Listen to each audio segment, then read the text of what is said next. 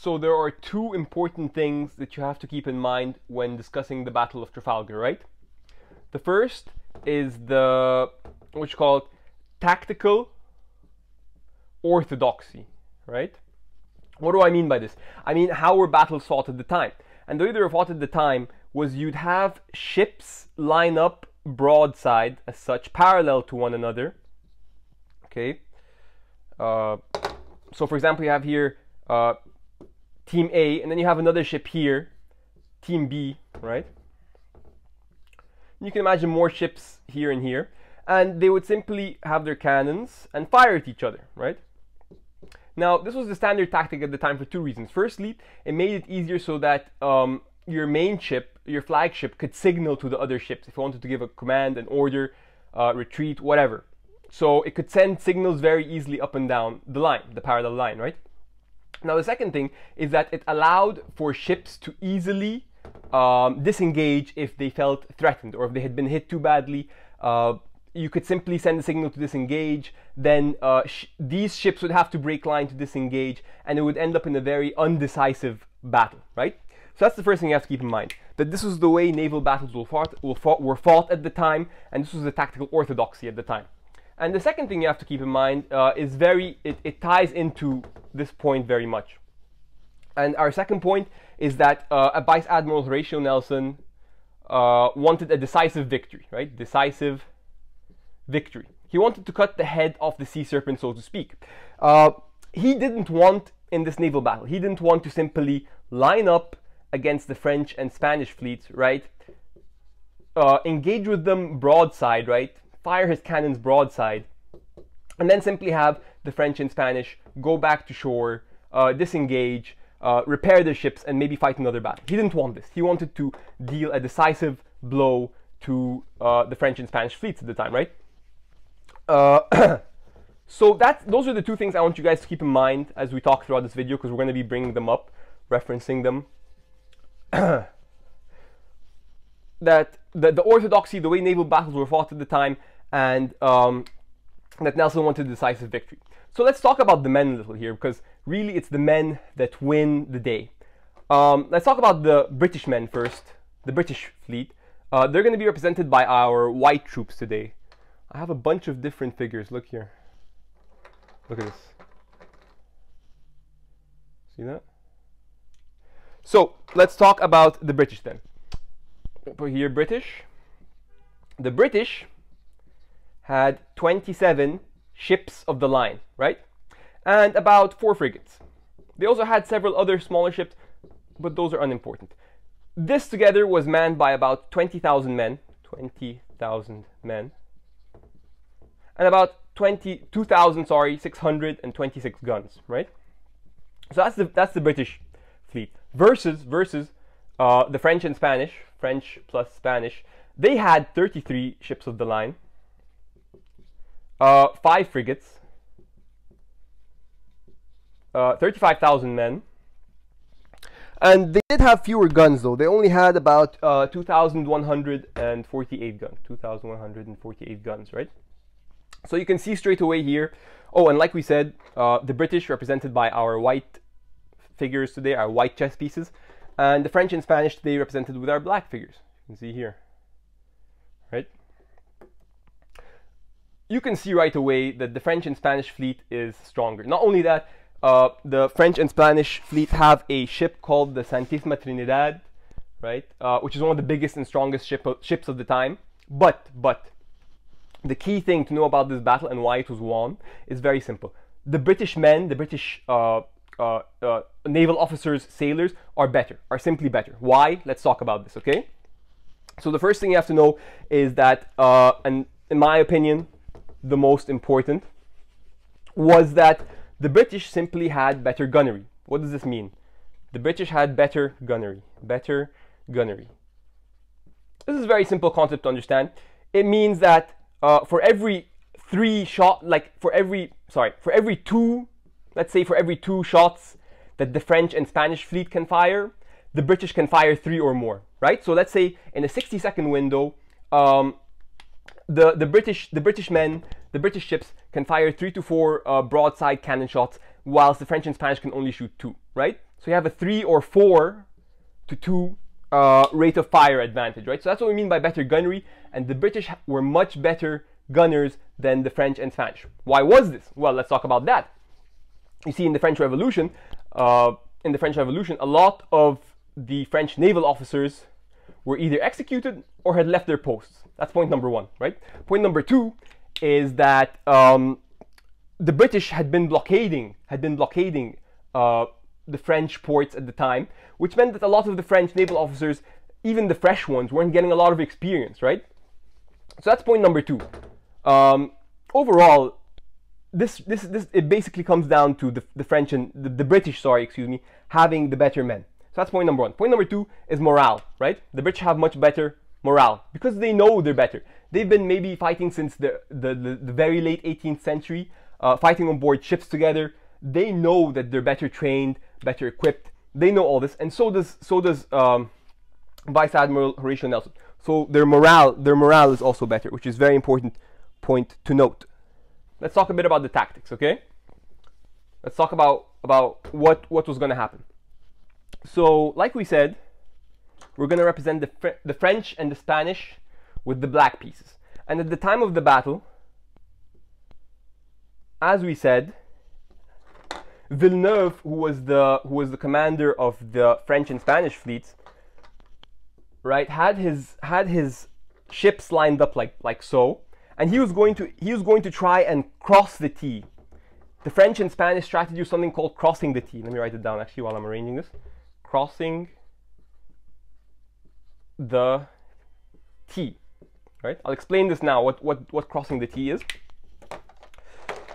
So here we have on the right, as you can see, the combined French and Spanish fleets, with the main one, Bucentaur. I'm sorry if I pronounced it right. Is here, right? This is Bucentaur. This is the flagship. This is the one that gives all the orders right here. Okay. So what's crossing the T? Let's explain the strategy that the French and Spanish are going to use before we get to Vice-admiral Nelson's technique, strategy, whatever. Crossing the T. Let's talk about this. Imagine you have one ship. You have ship A, right? Like this. Ship A, and you have ship B, like so. Okay. Now notice that they are not parallel but rather perpendicular to each other. Now we're going to assume that these two ships are exactly the same and that they each have 4 cannons. 1, 2, 3, 4. It's a very standard, very basic explanation of this tactic, crossing the T. In this example, B has crossed A. And ship B has a massive advantage over ship A. Let's look why. Ship B, right? Its cannons, its 4 cannons, have a full firing radius onto ship A. All 4 of its cannons can simultaneously be used to fire and target A. But look at ship A. Look at its position. It has 2 cannons at the back here that are going to be sitting idle.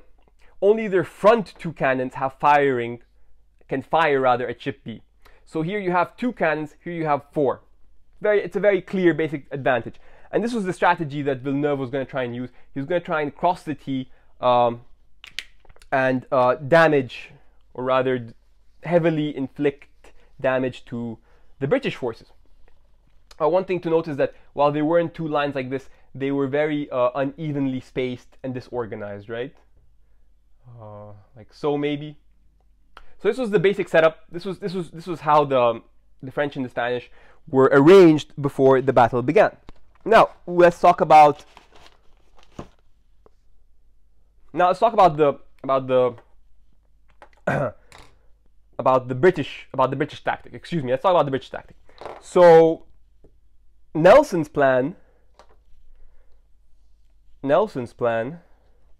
was to have his 27 ships of the line divided into 2 columns, right?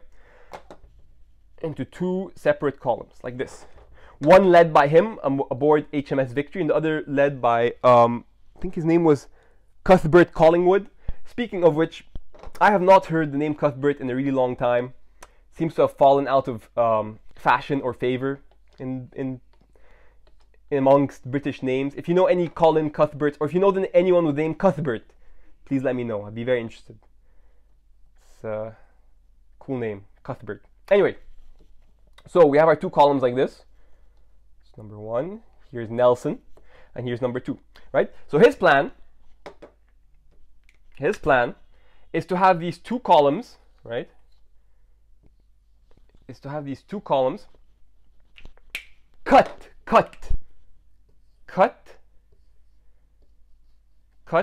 the formation of the French and Spanish fleets in two locations, right? Here and here. He does this for several reasons I'm going to talk about. The first is that, as we said, remember we said at the very beginning, he wants a crushing victory. He wants to destroy them. Let's imagine that rather than advancing and fighting close naval combat, let's say he does the standard tactic of the time. Let's assume he lines up his men, right, like so, and he engages in broadside fire with the French and Spanish fleet. Because he has better men, because his men are better trained, then it's more than likely that they will do enough damage to these ships that once they've sustained enough, they can simply sail off, and then they'll have to break formation. They'll have to give chase to this fleet, and it will end up in a very undecisive victory, naval victory, as a lot of the naval battles at the time went. He doesn't want that. So that's point number 1. That's the first reason he's planning on this tactic, right? Decisive victory. Point number 2 is that he wanted to cut off the Buccaneer. Sorry if I'm pronouncing it wrong. I'm going to call it the flagship. He wants to cut off the flagship here, right? Such that it cannot send signals. It cannot send signals to its other ships. It cannot send instruction, right? If his ship is here, these ships can't see the flags that are being raised. They don't know what to do. They don't know what am I supposed to be doing? What's the order? Are we running? Are we fighting? They don't know. So this is part number 2. He wants to cut off command, such that if they want to signal, if he wants to signal, for example, we're retreating, or rather join the fight, whatever it is, he can't signal. So that's the second reason he's doing this plan. The third reason, okay, so imagine that the columns begin their advance, right? Remember what we said, or not what we said, but rather this plan, right? His plan of driving the 2 columns into the lines of the French and Spanish fleet. There's going to be a time whilst they're approaching, about a 1 hour window, where the French and Spanish fleets will be able to cross the T. They're gonna be positioned such that all their ships will be firing as the British ships approach. But Nelson knows that the British and the French sailors are inexperienced. He knows that they're not likely to be able to hit their target effectively, knocking him out before he gets close enough, right? Because remember, he's taking a risk here. Let's assume, for example, let's pretend, because as the battle commences, right, the 2 columns do move forward, the bottom one managing to engage first. Now, a lot of these ships were moving at different paces. It wasn't like a very nice, neat, tight formation. Maybe this one was a lot faster. It engaged first, etc., etc. There's a 1 hour window where all these ships are being fired upon by all of these. And that's where the risk of this battle comes in. If Nelson can close this gap without sustaining too much damage, all his ships sustaining too much damage, then they get close enough to fire and wreck the French and Spanish fleet, which is what happens, right? That's what happens in the battle. They do manage to approach enough such that they can absolutely crush the French and Spanish forces. Of course, as you may know, Vice-admiral Horatio Nelson tragically dies, becomes immediately immortalized as one of the greatest British admirals of all time. And you want to know what's the most amazing thing about this battle, in my opinion? This is insane. For me at least, this is why I like the Battle of Trafalgar, or why it's such an amazing and important battle. Because mind you, in terms of